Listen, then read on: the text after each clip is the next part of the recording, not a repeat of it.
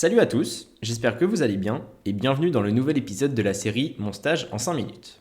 Aujourd'hui, nous allons écouter Thibaut qui va nous présenter son stage. Commençons sans plus attendre. Salut Thibaut, est-ce que tu peux te présenter aux auditeurs s'il te plaît? Salut César, alors moi c'est Thibaut, je suis étudiant à Agrocampus à Rennes et actuellement je suis en année de césure entre mon M1 et mon M2. Parfait. Et dans quel contexte as-tu réalisé ce stage que tu vas nous présenter? Alors c'était dans le S7, donc le premier semestre de M1, j'ai réalisé un stage de 5 mois en Nouvelle-Zélande. Trop bien. Et est-ce que tu peux expliquer aux auditeurs le lieu précisément en Nouvelle-Zélande et la durée de ce dernier? Alors j'étais à Lincoln, donc sur l'île du Sud en Nouvelle-Zélande. C'était un stage sur la biofumigation des brassicacées et leur impact sur la microfaune du sol. Donc en fait, les brassicacées produisent des molécules qui ont un impact sur les micro-organismes du sol. Et donc j'ai étudié ça. Sympa, ça avait l'air vraiment cool. Et est-ce que tu pourrais nous décrire une journée typique lors de ce stage et en lien du coup avec la réalisation de ce projet?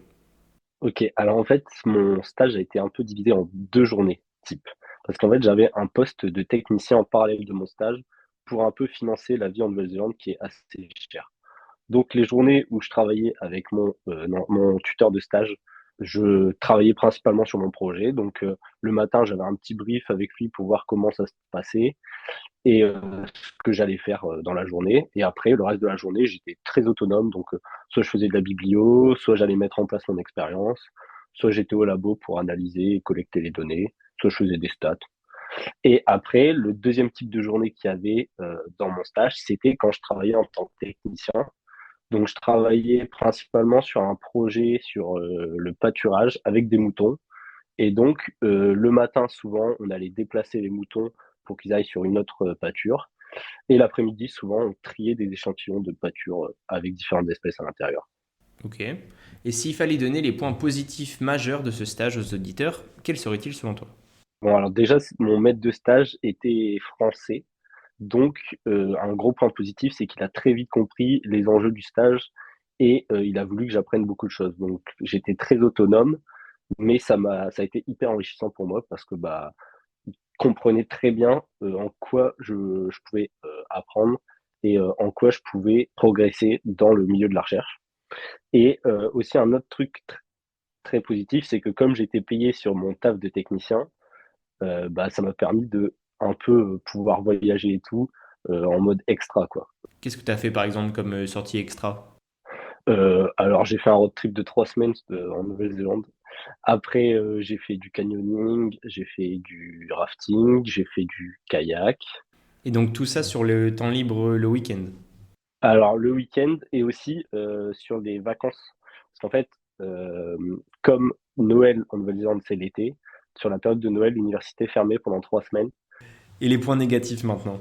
Bah, du coup, gros point négatif, je pense, c'est que mon sujet de recherche n'était pas financé.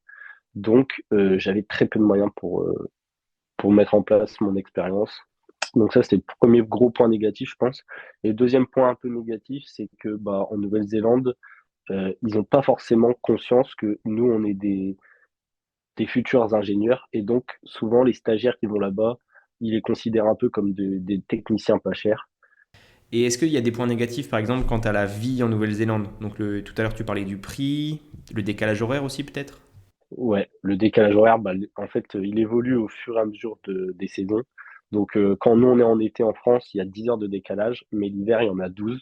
Donc, moi, j'ai vécu 10, 11 et 12 heures de décalage. Donc, ça, c'est assez dur à gérer, surtout pour communiquer avec ses proches et tout. Oui, la vie en Nouvelle-Zélande aussi est assez chère, surtout le logement. La nourriture est un peu plus chère qu'en France, mais ça va encore. Mais c'est vraiment le logement. Et puis, les billets d'avion aussi. L'aller-retour pour aller en Nouvelle-Zélande, c'est à peu près 2 000 euros. Ouf, ah oui ok, ouais. Donc c'est quand même un voyage qui représente un vrai gros budget, d'où le fait que tu aies travaillé à côté. Ouais, ouais, voilà, il faut savoir que si on n'est pas payé pendant le stage, il faut avoir un peu de réserve. Et puis en plus, bah, c'est aussi la Nouvelle-Zélande, quoi. Donc, c'est pas un pays où on va aller régulièrement. Donc, il faut aussi avoir de l'argent pour pouvoir visiter parce que ça vaut vraiment le coup. Donc on approche des 5 minutes fatidiques. Quel est ton avis global sur ce stage? Donc est-ce que ça a été une bonne expérience? Et surtout, est-ce que c'est une expérience que tu recommandes aux auditeurs? Alors, ça a été une très bonne expérience. Alors déjà d'un point de vue, juste personnel, la visite de la Nouvelle-Zélande, c'est un pays magnifique et je recommande à 100 000. Et d'un point de vue professionnel, mon maître de stage a permis que cette expérience soit vraiment bien parce qu'il était vraiment génial, quoi. Il n'était pas du tout méprisant, il voulait vraiment que je progresse et je pense que pour ça, ça reste une expérience vraiment un super souvenir plus globalement et je le recommande.